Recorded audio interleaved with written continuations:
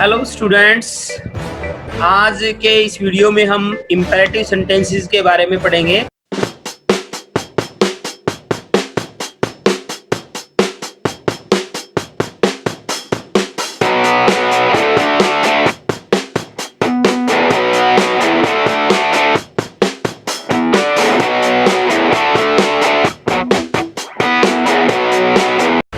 Imperative sentences को direct से indirect narration में कैसे बदलते हैं। आप में से वैसे तो बहुत सारे स्टूडेंट्स को पता होगा कि इम्पेरेटिव सेंटेंसेस की पहचान क्या होती है, किस तरह के वाक्यों को हम इम्पेरेटिव सेंटेंसेस कहते हैं। इम्पेरेटिव सेंटेंसेस में सब्जेक्ट नहीं होता, यानी उसमें काम करने वाला गायब होता है।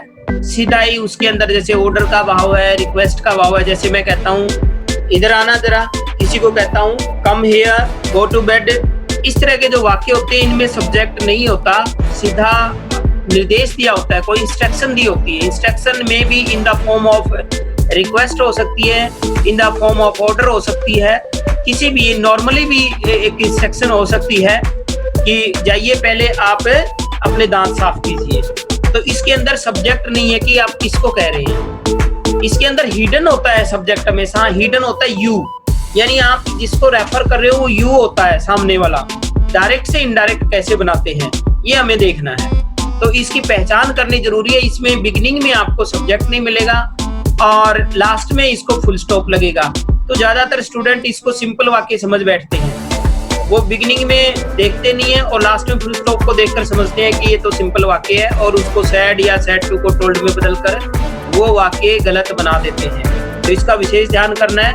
तो चलिए हम सबसे पहले ये देखते हैं कि वह वाक्य जिसमें क्रिया का सब्जेक्ट ना हो, जिसमें वर्ब का सब्जेक्ट ना हो, वो वाक्य आपका क्या है, इम्पेरेटिव होता है।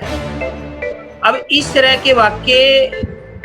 के वाक्य या तो सीधे वर्ब से स्टार्ट होते हैं, वर्ब की फर्स्ट फॉर्म से स्टार्ट होते हैं, या फिर इस तरह के वाक्यों में डोंट से स्टार्ट हो सकती हैं, प्लीज, काइंडली, नेवर, ऑलवेज। इस तरह की एडवर्ब वगैरह से भी स्टार्ट हो सकते हैं। तो आपको ध्यान रखना है कि ये नहीं है कि बिगिनिंग में यदि प्लीज आ गया तो वो कोई सब्जेक्ट हो गया। आपको पता है किसी भी क्रिया का सब्जेक्ट हमेशा या तो नाउन होता है या नाउन की जगह पे लेने वाला, स्थान पे आने वाला कोई प्रोनाउन होता है। इसके अलावा सब्जेक्ट नहीं होता। कोई एडवर्ब, एडजेक्टिव, ये सब्जेक्ट कभी भी नहीं बनते।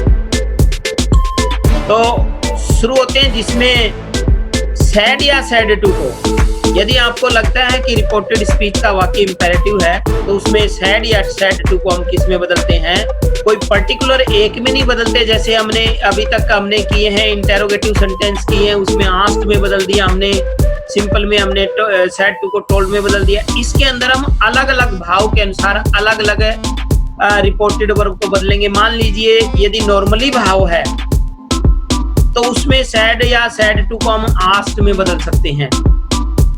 यदि आपको लगता है उसमें रिक्वेस्ट का भाव है, रिक्वेस्ट वाले जैसे थे प्लीज था, काइंडली शब्द आगे रिपोर्टेड स्पीच में, तो इसका मतलब उसमें रिक्वेस्ट का भाव है, तो हम फिर क्या करेंगे, सैड या सैड टू रिपोर्टेड वर्ब उसको रिक्वेस्टेड में चेंज करेंगे। और यदि उसमें आपको लगता है सलाह देने का भाव है कोई भी, तो उसमें हम रिपोर्ट जैसा भाव है वैसी ही क्रिया लगा देते हैं। सलाह देने का भाव है तो सलाह देने वाली क्रिया लगा देंगे, हाँ एडवाइज्ड कर देंगे।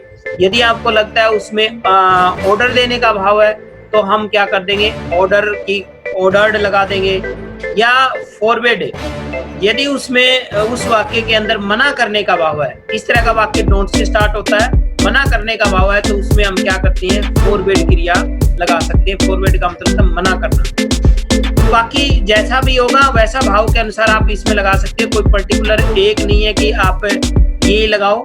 और कॉमे हटाने के लिए इसमें आप टू का प्रयोग करेंगे, टू प्रेपोजिशन का प्रयोग हम करेंगे। और टू के बाद हमेशा याद रखना है वर्ब की फर्स्ट फॉर्म आनी चाहिए। ये भी आपको विशेष ध्यान करना है। जैसे ही कॉमे हटाए, क्योंकि इसमें सब्जेक्ट तो होता नहीं है तो आगे वर्ब होती है, वर्ब की फर्स्ट फॉर्म आनी चाहिए। कई बार क्या होता है टू और वर्ब के बीच में कुछ शब्द आ जाते हैं, जैसे नेवर आ जाता है, ऑलवेज आ जाता है, इस तरह के शब्द आ जाते हैं, या नोट आ जाता है बीच में, तो उनको हम क्या है टू से पहले रखेंगे।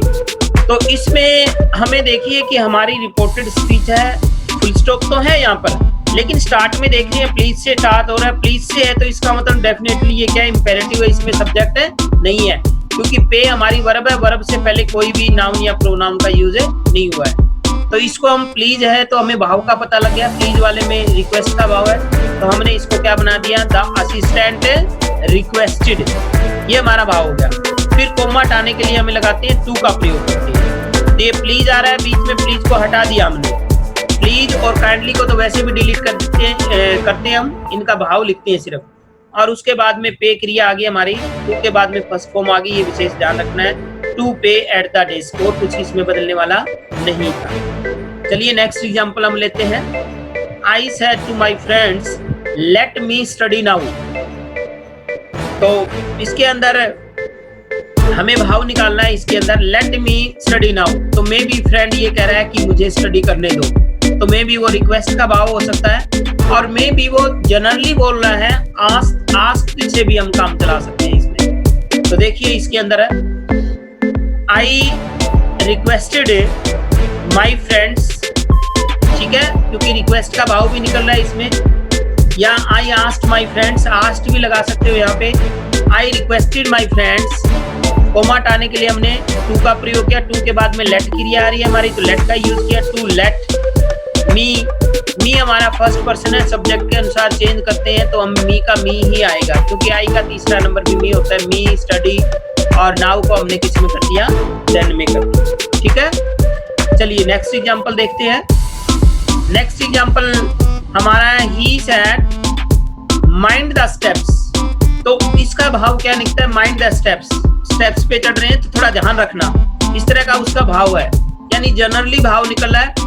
और वैसे भी आपको कहीं कुछ समझ में नहीं आ रहा है, इंपेरेटिव वाक्य है, आपको यदि लग रहा है कि भी मेरे को तो इसका भाव समझ में नहीं पड़ रहा कि क्या करूं इसमें, तो जनरली आप आस्क कर देना वहां पर, तो ज्यादातर आस्क आपका ठीक है, हो सकता है, ठीक है। तो इसमें हमने क्या किया, ही आस्क्ड, कोमा हटाने के लिए टू का प्रयोग किया, to mind the steps, he asked to mind the steps, या सलाह भी हो सकती है इसकी, तो he advised to mind the steps, ये भी हमारा बन सकता है। नेक्स्ट एग्जांपल देखिए, she said don't make a noise, अब इसमें देखिए भाव मना करने का रहा है, डोंट मेक, कि भी आवाज शोरगुल मत कीजिए, तो इसमें आप फॉरवर्ड क्रिया का भी इस्तेमाल कर सकते हैं। यदि आप फॉरवर्ड क्रिया का इस्तेमाल करते हैं तो उसमें डोंट पूरा का पूरा हमारा कंप्लीट हमें डिलीट करना पड़ता है, पूरा डिलीट हो जाएगा।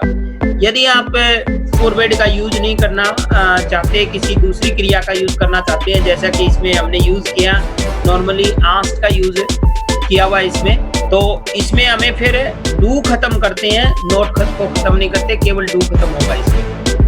अब देखिए हमने सेड की जगह पे हमने आस्क्ड किया, अब कॉमेंट आने के लिए हम टू का यूज करेंगे, तो डू को खत्म कर दिए तो नोट रह जाता हमारा बीच में, ठीक है, टू नोट मेक बनता है हमारा। तो हमने क्या किया, क्योंकि टू के बाद फर्स्ट फॉर्म होना चाहिए, इसीलिए हमने नोट को क्या है पहले बाहर निकाल लिया, नोट टू हो गया इसके अंदर हमारा, not to make a noise.